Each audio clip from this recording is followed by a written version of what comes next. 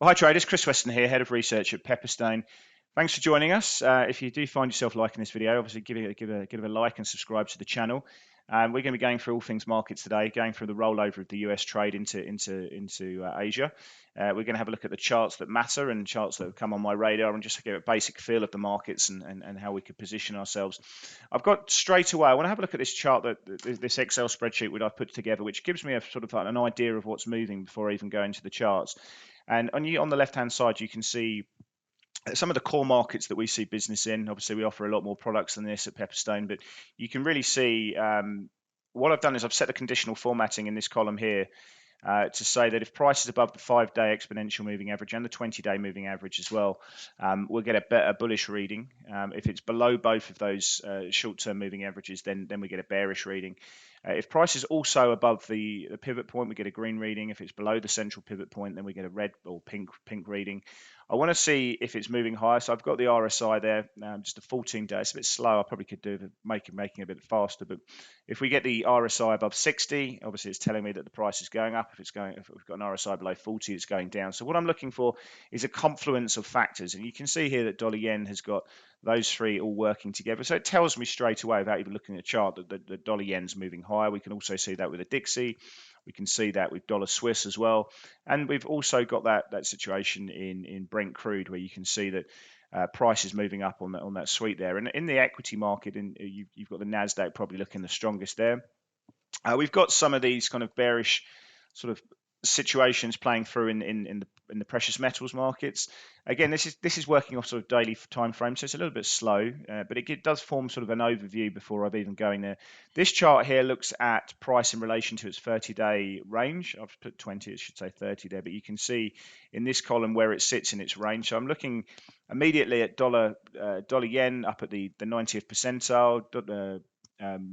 US 500 and Nasdaq right up at well, actually Nasdaq's all-time highs, US 500's all-time highs, so that's pretty good. You've got the spot crude and Brent crude up at the 99th percentile as well of that 30-day move as well. So we're just looking for where that sits in its range, and then obviously you've got precious metals right down at those lows there. So that's something that we're looking at straight away. Let's go into the charts. Let's have a look at the index markets as well, and I want to go straight to the Nasdaq, because the Nasdaq was an interesting one there. We'll actually look at the VIX straight away, because we've seen implied volatility. So the implied volatility in the S&P over the coming 30 days. I mean, that collapsed at one stage. We're down at 14%. So we've seen this big reversal playing through back to where it started. Can that build? If we see this kick on tomorrow and the session ahead, then that could be quite interesting in itself. But volatility is pretty subdued. It's giving you a reading in the S&P over the coming 30 days, average move of around 1%, which is, it'd be nice to see that kick up a little bit, just because that will spill over into broad asset classes. But I mean, in terms of the actual news that we need to understand, well, a lot of focus on Joe Biden getting a fiscal stimulus framework agreed with 10 bipartisan senators. I think the infrastructure bill comes to about 953 billion. It's under what people were expecting, and there's a lot of complications that can still happen from here. I don't think we're getting too excited about it at the moment, but infrastructure has been on the back burner for a while, and it's something that we will be talking about. Jobless claims came out in the US at 411,000, slightly higher. Durable goods came out at 2.3%, again slightly worse than expected. Q1 GDP, look, to be fair, I don't even look at this. It's just so backward looking, but there was no revisions coming through. I think in Q2, when those numbers come out in a while, we're probably seeing the US economy running 8.5%, so pretty good.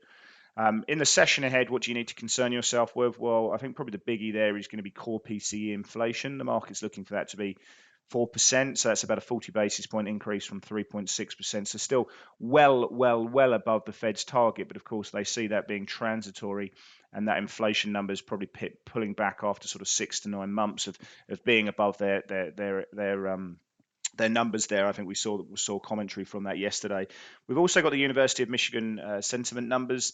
There is a inflation guide within that, both on a 1-year and 5 to 10 year basis. So that market will look at that quite closely, although I don't necessarily think that we're going to get too carried away. First of all, when I look at all this data, is how's the bond market reacting? Because that will then spill over into volatility into the FX market. And what we can see is there's really absolutely no move in yield, right from the 1 year right through the 30 year. very, very little change playing through. That 10-year is doing little. It's consolidating. And I think, as we go into the new week, let's see if we do see, that core PCE number getting hot, because if we see that getting hot, then you're going to see that spill over into perhaps some selling in the bond market, those yields moving higher, and the dollar will probably go along for the ride in that situation. But next week, ADP payrolls, that leads into, on Friday, we've got the ISM manufacturing numbers and obviously payrolls number. The payrolls is going to be the biggie there. The market's looking for 600,000 jobs. That's an increase from 559. Earnings of around 0.4%. The unemployment rate down to 5.7%. But if we're going to see a good manufacturing read, if we're going to see a strong payrolls number, I'm not saying it's going to happen, but the risks are, if we do see that happen, then those bond yields are going to move higher. If you look at the 5-year, probably a good place to look there, especially if you're trading dollar yen. If that kicks up into sort of the 96, well, it seems like a punchy move, but if we get up into 96 basis points of selling, driving yields higher, then that's going to put an upside into the dollar, especially if we look at this on an inflation adjusted basis. So we always keep an eye on the bond market. No move there last night. But next week's obviously a biggie. Let's have a look at those index markets there, because the NASDAQ looks really nice there. So new highs coming through, as we talked about. It's holding that 5-day moving average. I stay long this market. I think this looks pretty good at the moment. My bias is shaped by that by the underlying flow of the market, the trend that we're seeing. Obviously, there's risks, and we will be watching those as we go. But right now, I wouldn't be trading this any other way than from the long side or from the neutral side. I certainly wouldn't be looking at being short in this market on the index basis. We can see a bit of a gap higher on the S&P. That needs to potentially rectify itself. But we've got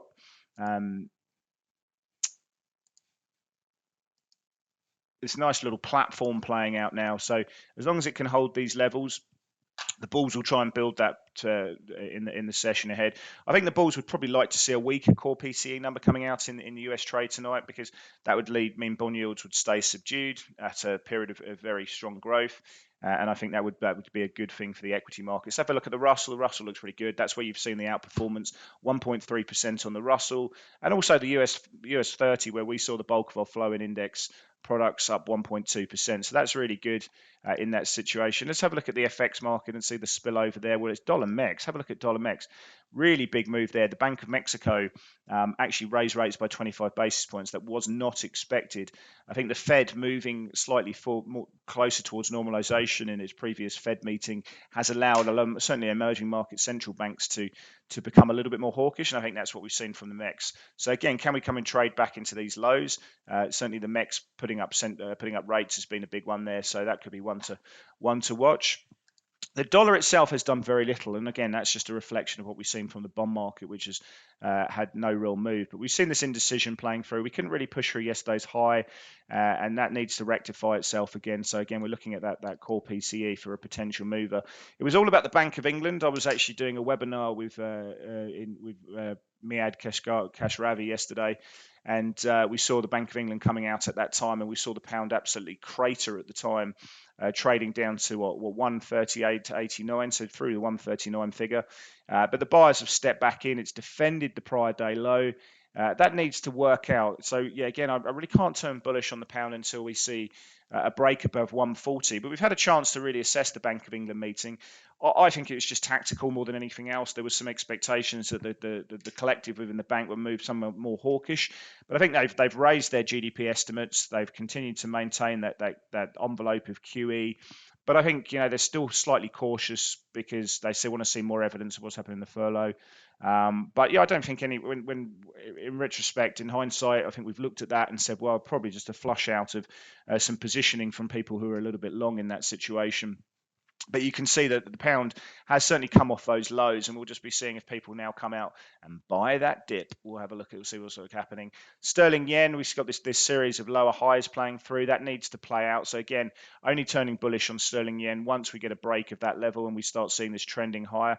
We've got this big sort of range expansion playing through, but we need to break 155.16 for that to take place. Let's have a look at the Aussie dollar.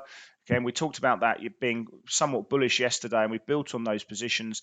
And yeah, we'll have to see if that continues to go. We've made a lower high, so the interesting moves playing through. But I think the cross that you really need to look at is dollar CNH. I'm really watching China very, very closely. The credit impulse is rolling over.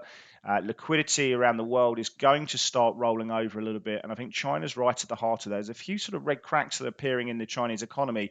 It's not going to collapse by any means at all, but we did see the PBOC injecting liquidity into the system yesterday through reverse repos, and we are watching the Chinese situation. Some of the credit indicators that they've got there are looking a little bit worse for wear. Well, not worse for wear, but certainly looking a bit more concerning.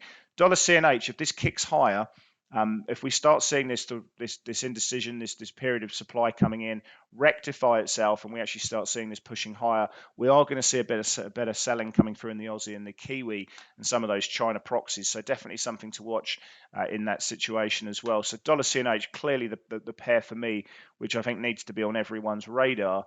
But it was the Kiwi actually had a good game. Yeah, I think probably the Kiwi looks better than the Aussie in this situation at the moment, but one we're watching. Let's have a look at crypto. Actually, no, let's have a look at commodity prices. Again, just gold looking not really a huge amount going on. We're just holding this 5-day exponential. We're seeing sellers really coming in, and pretty much every time we get it close towards 1790, 1800.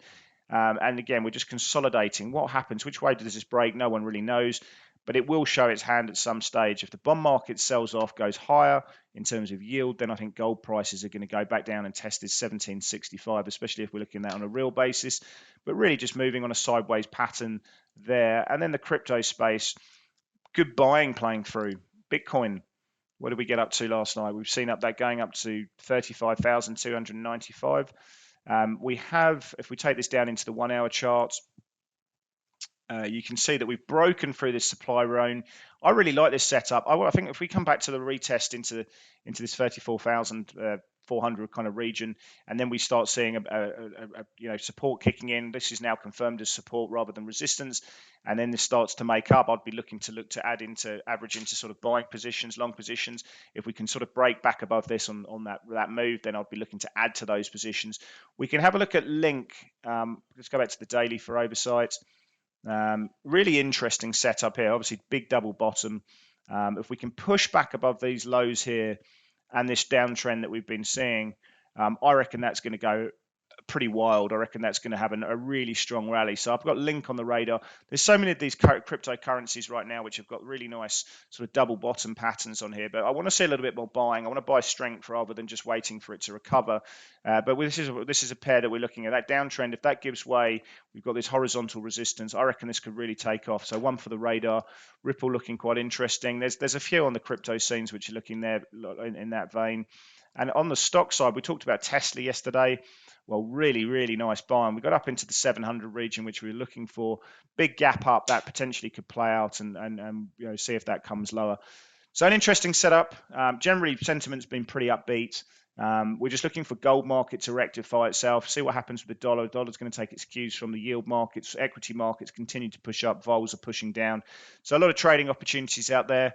So certainly have a look at that and trade with care and trade it with Pepperstone. Thanks.